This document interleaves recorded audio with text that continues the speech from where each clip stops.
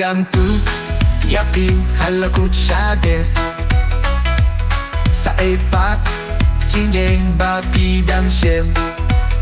yakalawa jingye nana yapi hadu bakut nanye rutan yapi hadu bakut nanye rutan yapi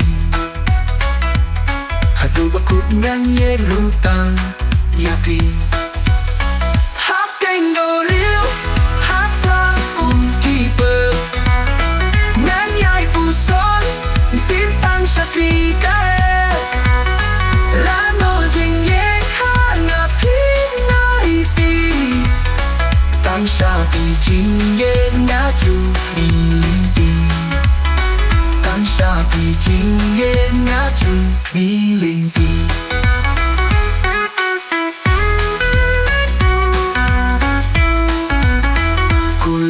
Basken nanay tuno Chinye trong na ori kindo Lawa jingye ngan ayakin Wati yang asiten linti Wati yang asiten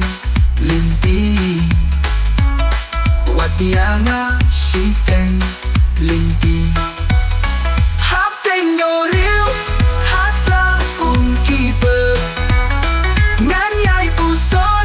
Mynsiem Tang Sha Phi lano jingye hanga pinaiti Tang Sha Phi jingye ngaju milinti Tang Sha Phi jingye ngaju milinti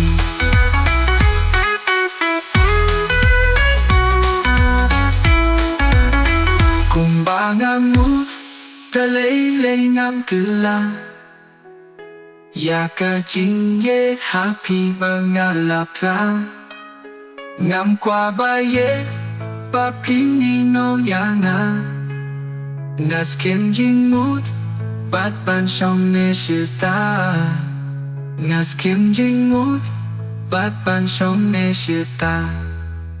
Hap tengo liu hasa keeper nanyai puson Mynsiem Tang Sha Phi lano jingye hanga pinaiti